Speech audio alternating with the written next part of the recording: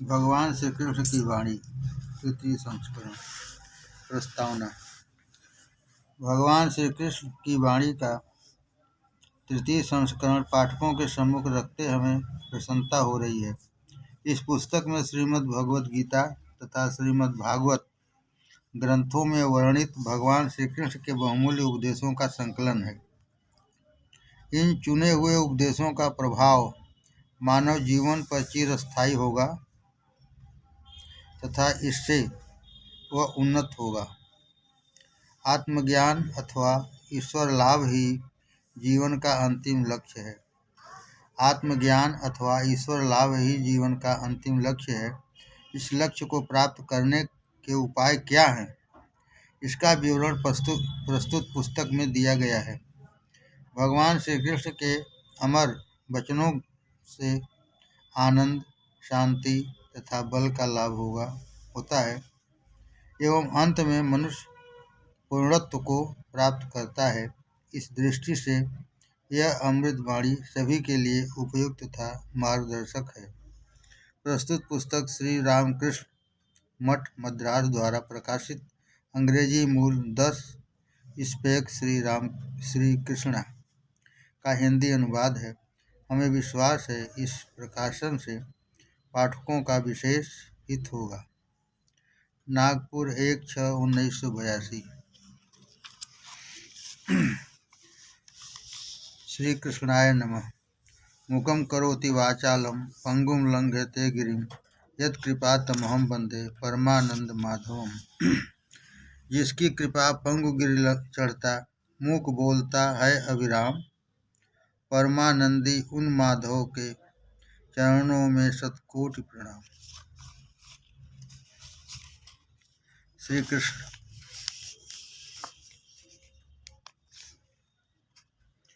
कहा गया है कि अन्य अवतार तो भगवान के कलावतार हैं, पर श्री कृष्ण के पूर्ण अवतार हैं। एते चांस कला पुंसम कृष्णस्तु भगवान स्वयं। वे सभी अवतारों में सबसे लोकप्रिय हैं तथा लोगों की श्रद्धा को सबसे अधिक आकर्षित करते हैं। ऐसा कोई हिंदू न होगा जो उनका नाम न जानता हो। श्री कृष्ण ऋषियों के कुल में वसुदेव और देवकी के पुत्र के रूप में पैदा हुए। उनकी नसों में राजवंश का रक्त प्रवाहित हो रहा था। देवकी कंस की बहन थी। कंस निर्दयता और दुष्टता का जीता जागता विग्रह था। जब वह रथ में अपनी सद्य परिणीता बहन और उसके पति को बिठाकर ले जा रहा था तो उसने एक वाणी सुनी, अरे मूर्ख, इस दंपत्ति की 8वीं संतान तेरे लिए काल बनेगी। बस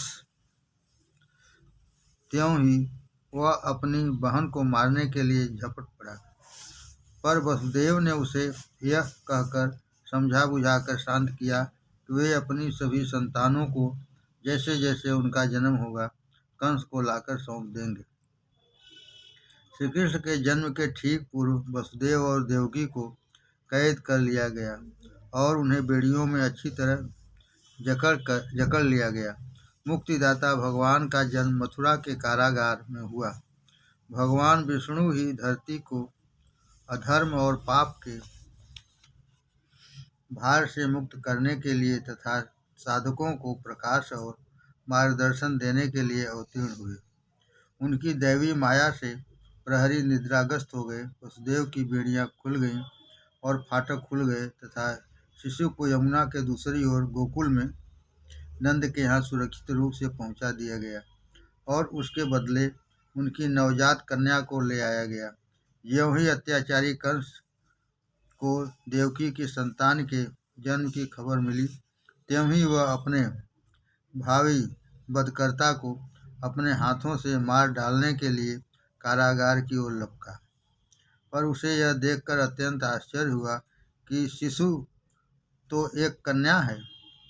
तथापि भविष्यवाणी का स्मरण कर उसने कन्या को हाथ में लेकर ज्यों ही मारना चाहा, वह उसके हाथ से छूटकर ऊपर आकाश में चली गई और बोली, जो तुझे मारेगा वह तो गोकुल में पल रहा है। यह सुनकर कंस आपे से बाहर हो गया और उसने आदेश निकाला कि मथुरा और उसके आसपास के क्षेत्रों में सभी शिशुओं की हत्या कर दी जाए, पर जिनका जन्म अधर्म का नाश कर धर्म के संस्थापन के लिए हुआ था वे सुरक्षित रहे। और उन्होंने कंस के उन्हें मारने के सारे प्रयासों को विफल कर दिया। अंत में दुराचार और पाप की प्रतिमूर्ति कंस कृष्ण के द्वारा मारा गया और कंस के पिता उग्रसेन गद्दी पर बैठे।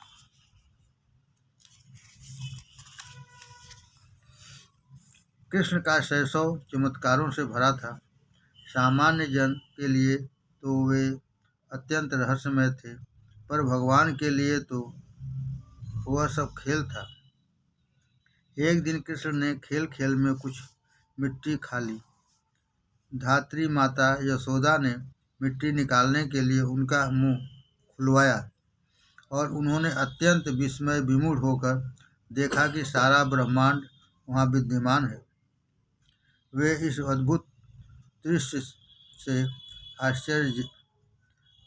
आश्चर्य विजड़ित ही थी कि कृष्ण हंसे और उन्होंने अपना सहज रूप धारण कर लिया। कृष्ण मथुरा से कुछ मील दूर स्थित वृंदावन में चले आए, जहाँ गोपियाँ उनके सहचर थे। गोपियों में मुख्य श्री राधा थीं। राधा कृष्ण के प्रेम में अपनी सुध-बुध विसार बैठी। हिंदुओं के लिए राधा का तीव्र अनुराग अवर्णनीय है। अवर्णनीय दैवी सत्ता के प्रति मानवात्मा के उत्कृष्ट प्रेम का आदर्श है। कुछ वर्षों के बाद कृष्ण ने एक नए युग कार्य के आह्वान का अनुभव किया और वे गुजरात के समुद्र तटीय नगर द्वारका में चले आए। उन्होंने अपने नवगठित राज्य का शासन अपने संबंधी ऋषियों को सौंप दिया। यद्यपि वे स्वयं एक महान योद्धा, बुद्धिमान कूटनीतिज्ञ और विवेकवान राजनीतिज्ञ थे, किंतु उन्होंने कभी भी सिंहासन ग्रहण नहीं किया। उन्होंने अनेक राज्यों को जीता, पर उन्हें दूसरों को दे दिया। यद्यपि वे प्रायः अत्यंत कर्म संकुलता के मध्य देखे जाते थे, तथापि वे सदैव प्रशांत और अविचलित रहे। यद्यपि वे सदैव कर्मरत रहे, पर वे सदा पूर्ण रूप से अनासक्त भी ही बने रहे। कुरुक्षेत्र के महान धर्म युद्ध के सद्यः पूर्व जब अर्जुन ने अपने अग्रजों और आत्मीय स्वजनों को मरने मारने के लिए तत्पर देखा, तब वे प्रगाढ़ विषाद से भर गए तथा मोहित होकर विलाप करने लगे। अर्जुन की इस नपुंसकता और मोह को दूर करने के लिए भगवान श्री कृष्ण ने कुरुक्षेत्र में अर्जुन को शांति और आनंद के अक्षय स्रोत महान गीता का उपदेश दिया। गीता में 700 श्लोक 18 अध्यायों में विन्यस्त है तथा इन्हें कालांतर में महान ऋषि व्यास के द्वारा संग्रहित किया गया। युधिष्ठिर का राज्याभिषेक करने के उपरांत श्री कृष्ण वापस द्वारका लौटे। वहाँ कुछ समय के बाद वंशियों के बीच गृहयुद्ध छिड़ गया। वे एक दूसरे पर टूट पड़े और नष्ट हो गए। इन घटनाओं को अनिवार्य विधि विधान मानकर श्री कृष्ण ने अनासक्त रूप से उनका अवलोकन किया। अपने लीला संवरण का समय आसन्न जानकर उन्होंने अपने मन और इंद्रियों को योग में निमज्जित किया तथा वे एक वृक्ष के नीचे धरती पर लेट गए। कुछ दूर से एक व्याध ने उनके पाटलाभ चरणों को भ्रम से झुका हुआ हिरण समझकर उसकी ओर तीर का संधान किया, जिसने भगवान के चरणों को बिध डाला।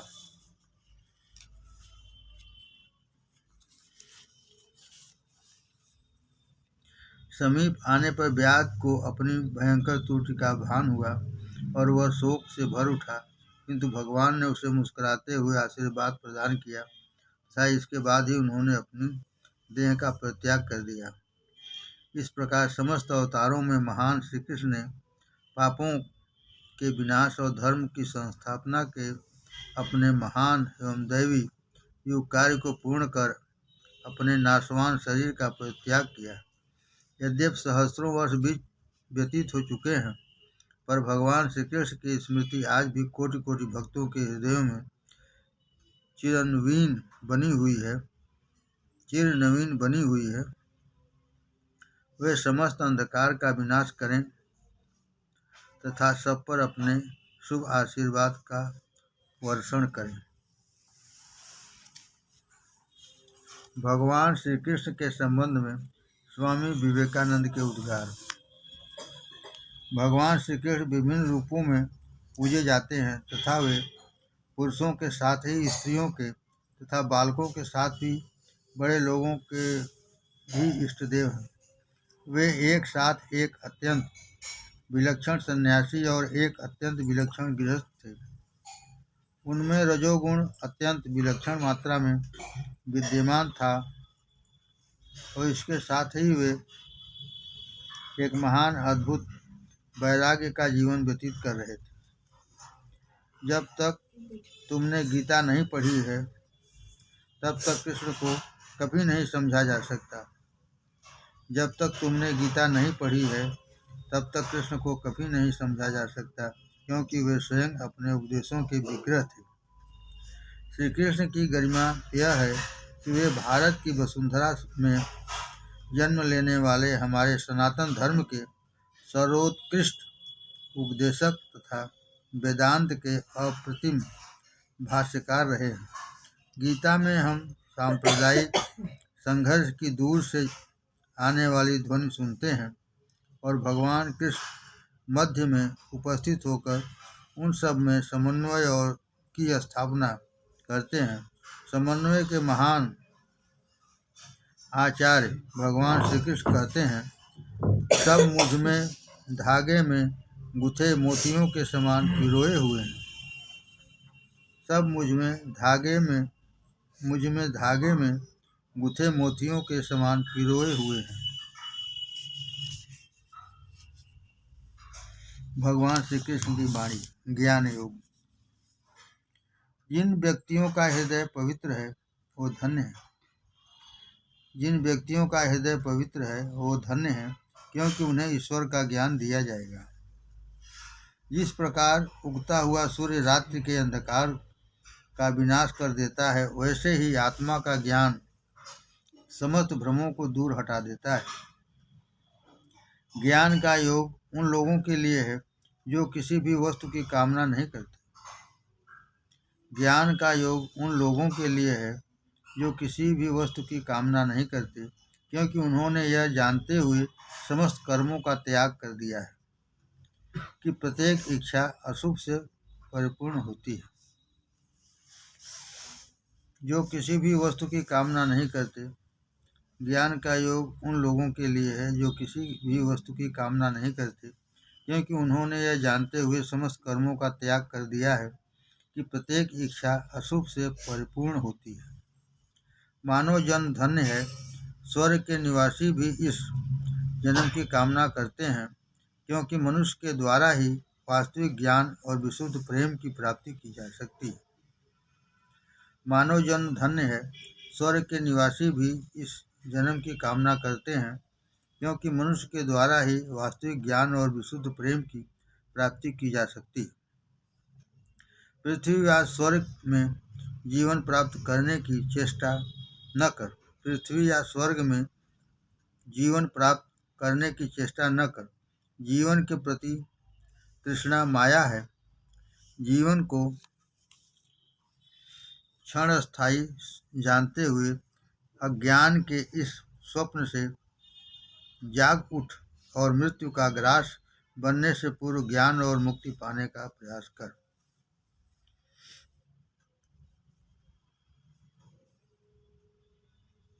हे परम तप सांसारिक वस्तुओं से सिद्ध होने वाले यज्ञ से ज्ञान यज्ञ सब प्रकार से श्रेष्ठ है, क्योंकि हे पार्थ, संपूर्ण कर्म पूरी तरह ज्ञान में ही परिसमाप्त होते हैं।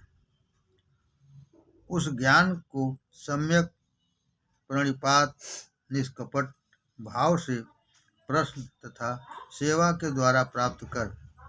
वे तत्वदर्शी ज्ञानी जन तुझे उस ज्ञान का उपदेश करेंगे। उस ज्ञान को जानकर तू फिर इस प्रकार मोह को प्राप्त नहीं होगा। और हे पांडव,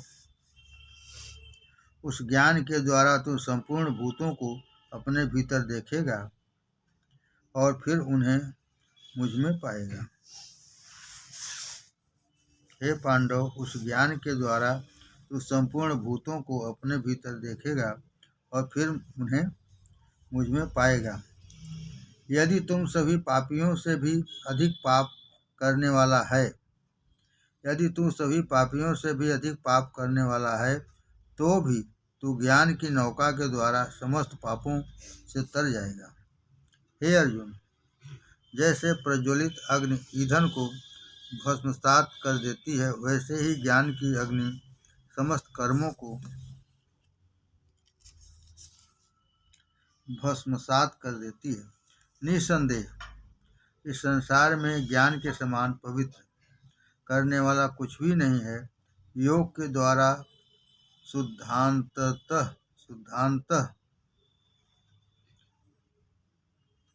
करण हुआ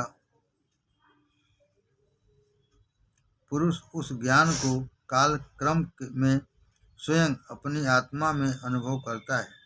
श्रद्धावान और जितेंद्रिय पुरुष ज्ञान की प्राप्ति करता है तथा ज्ञान प्राप्त करके वह तत्क्षण परम शांति की उपलब्धि करता है।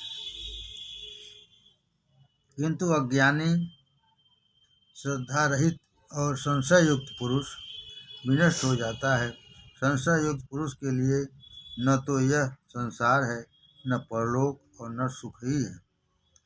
संशय युक्त पुरुष के लिए न तो यह संसार है, न परलोक और न सुख ही। सर्वव्यापी परमात्मा न तो किसी के पाप को ग्रहण करता है, सर्वव्यापी परमात्मा न तो किसी के पाप को ग्रहण करता है, न किसी के पुण्य को ही। ज्ञान माया के द्वारा ढका हुआ है, इसलिए समस्त जीव मोहित हो रहे हैं। ज्ञान माया के द्वारा ढका हुआ है, इसलिए समस्त जीव मोहित हो रहे हैं। परंतु जिनका अज्ञान आत्मा के ज्ञान के द्वारा नष्ट हो गया है, उनका ज्ञान सूर्य के समान उस सच्चिदानंद घन परमात्मा को प्रकाशित करता है। जिसकी बुद्धि तद्रूप है, जिसका मन तद्रूप है, जो उस सच्चिदानंद घन परमात्मा में निरंतर एकनिष्ठ है, ऐसे तत्परायण पुरुष ज्ञान के द्वारा पाप रहित होकर उस परम गति को प्राप्त करते हैं जहाँ से पुनरावृत्ति पुनर्जन्म नहीं होती। मैं पुनः तुमसे ज्ञानों में भी उत्तम परम ज्ञान को कहूँगा, जिसे जानकर सब मुनिजन इस संसार से मुक्त होकर परम सिद्धि को प्राप्त हो गए हैं। इस ज्ञान को धारण करके मेरे स्वरूप को प्राप्त होने वाले पुरुष फिर से सृष्टि के आरंभ में उत्पन्न नहीं होते। इस ज्ञान को धारण करके मेरे स्वरूप को प्राप्त होने वाले पुरुष फिर से सृष्टि के आरंभ में उत्पन्न नहीं होते और न प्रलय काल में व्याकुल ही होते हैं। हे भारत, तू सभी शरीरों में मुझे ही क्षेत्रज्ञ जीवात्मा जान। क्षेत्र और क्षेत्रज्ञ विकार रहित प्रकृति और पुरुष का ज्ञान ही मेरे विचार से तत्व ज्ञान है। उन पर अनुग्रह करने के लिए ही मैं स्वयं उनके अंतःकरण में स्थित होते हुए अज्ञान से उत्पन्न अंधकार को ज्ञान रूपी दीपक के प्रकाश से नष्ट करता हूँ। मान रहितता, दंभहीनता, अहिंसा, क्षमा भाव, मन वाणी की सरलता, श्रद्धा, भक्तिपूर्वक गुरु की सेवा।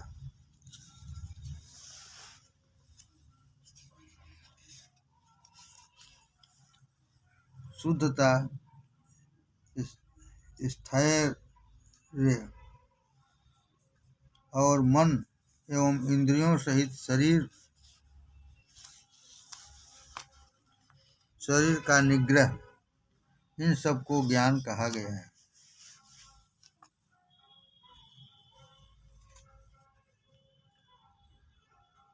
मान रहितता, दंभहीनता, अहिंसा, क्षमा भाव, मन वाणी की सरलता, श्रद्धा, भक्तिपूर्वक गुरु की सेवा।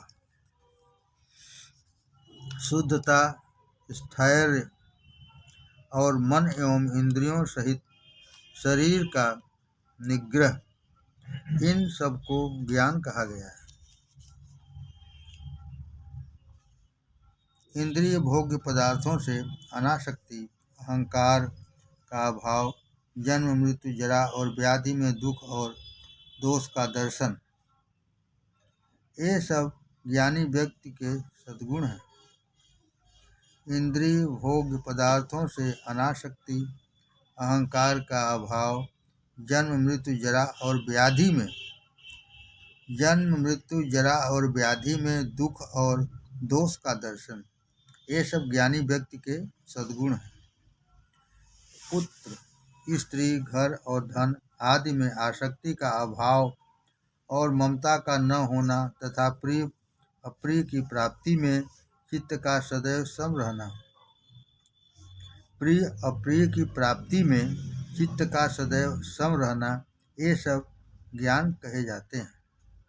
मुझ परमेश्वर में अनन्य भाव से अव्यभिचारिणी भक्ति, मुझ परमेश्वर में अनन्य भाव से अव्यभिचारिणी भक्ति, एकांत और शुद्ध स्थान में रहने का स्वभाव, जन समुदाय से विरत,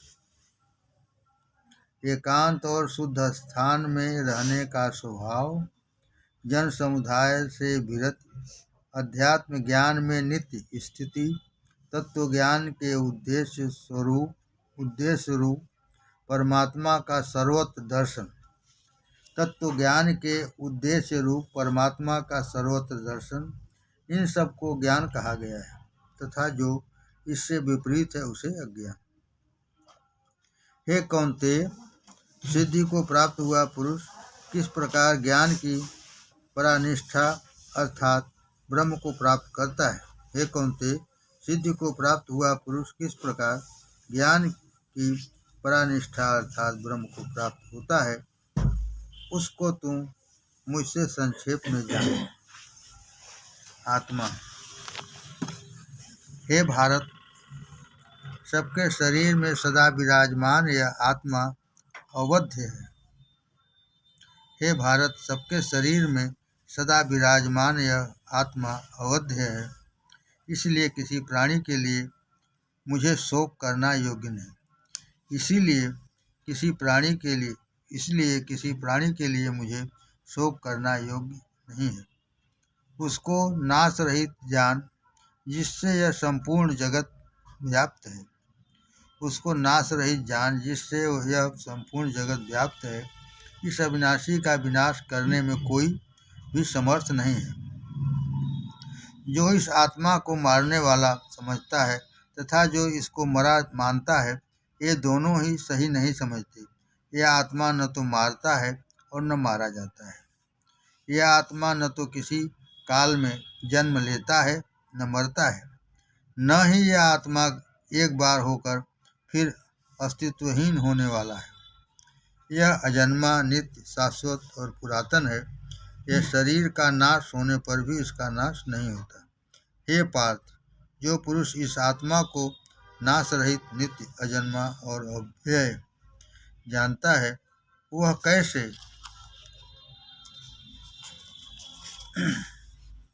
किसको मरवा सकता है और कैसे किसे मार सकता है।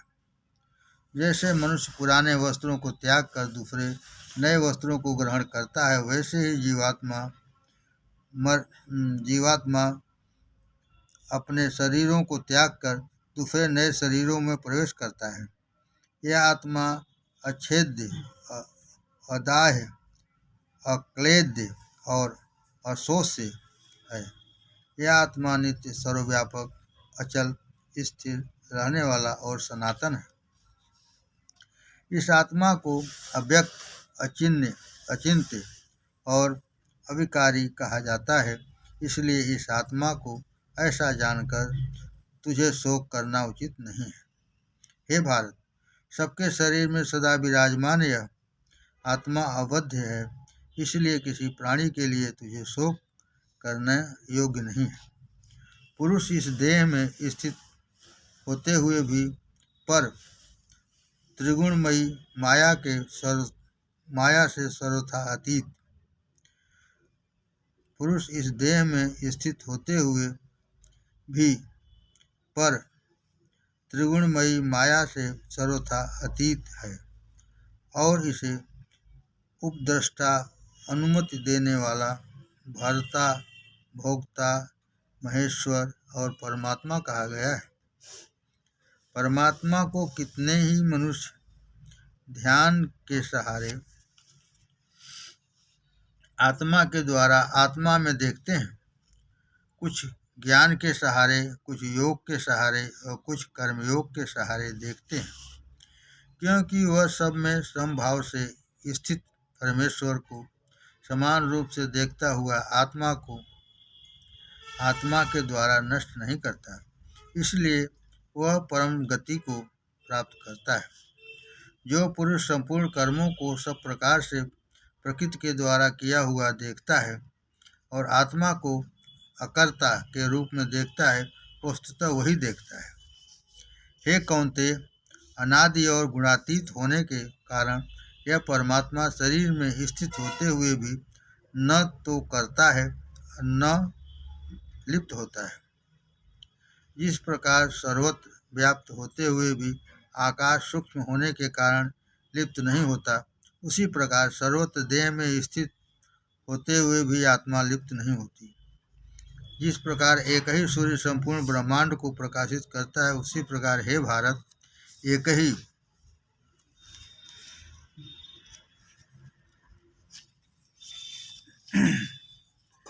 ही क्षेत्रज्ञ संपूर्ण क्षेत्र को प्रकाशित करता है। दो समान रूप वाले तथा मित्र पक्षियों ने एक वृक्ष में आकर अपना घोंसला बनाया। इनमें से एक पक्षी तो उस वृक्ष के फलों को खाता है, जबकि दूसरा यद्यपि कोई फल नहीं खाता पर अधिक बलयुक्त दिखता है। जो फलों को नहीं खाता वह ज्ञानी है तथा वह स्वयं और दूसरे को जानता है, किंतु जो फलों को खाता है वह ऐसा नहीं है। जो अज्ञान से आबद्ध है वह सदैव बद्ध रहता है, और जो ज्ञान से परिपूर्ण है वह शाश्वत रूप से मुक्त है। जागृत, स्वप्न और सुषुप्ति बुद्धि की उपाधियां हैं, जो गुणों के द्वारा उत्पन्न होती हैं। आत्मा इनसे भिन्न है, क्योंकि वह उनका निश्चय रूपेण साक्षी है। सर्वोपरि आत्मा और परमात्मा की एकता पर, सच्चिदानंद पर, एकमात्र मुझ पर ध्यान कर। स्थित प्रज्ञ के लक्षण। हे केशव, स्थित प्रज्ञ पुरुष के क्या लक्षण हैं? स्थित प्रज्ञ पुरुष कैसे बोलता है, कैसे बैठता है और कैसे चलता है? हे पार्थ, जब यह पुरुष मन में स्थित संपूर्ण कामनाओं का त्याग कर देता है, हे पार्थ, जब यह पुरुष मन में स्थित संपूर्ण कामनाओं का त्याग कर देता है और जब वह स्वयं अपनी आत्मा में ही संतुष्ट होता है, तब उसे स्थित प्रज्ञ पुरुष कहते हैं। हे पार्थ, जब यह पुरुष मन में स्थित संपूर्ण कामनाओं का त्याग कर देता है और जब वह स्वयं अपनी आत्मा में ही संतुष्ट होता है, तब उसे स्थित प्रज्ञ पुरुष कहते हैं। जिसका मन दुखों की प्राप्ति में उद्वेग रहित है और सुखों की प्राप्ति में जिसकी स्पृहा दूर हो गई है, तथा जिसके राग, भय और क्रोध नष्ट हो गए हैं, ऐसे मुनि को स्थिर बुद्धि कहा जाता है। जो पुरुष सर्वत्र आसक्ति रहित है, जो शुभ और अशुभ वस्तुओं को प्राप्त करके न तो प्रसन्न होता है और न द्वेष ही करता है, ऐसे पुरुष की बुद्धि स्थिर है। जो पुरुष सर्वत्र आसक्ति रहित है, जो शुभ और अशुभ वस्तुओं को प्राप्त करके न तो प्रसन्न होता है और न द्वेष ही करता है, ऐसे पुरुष की बुद्धि स्थिर है। जैसे कछुआ अपने अंगों को समेट लेता है, वैसे ही जब यह पुरुष सब ओर से अपनी इंद्रियों के विषयों से समेट लेता है, तब उसकी बुद्धि स्थिर होती है।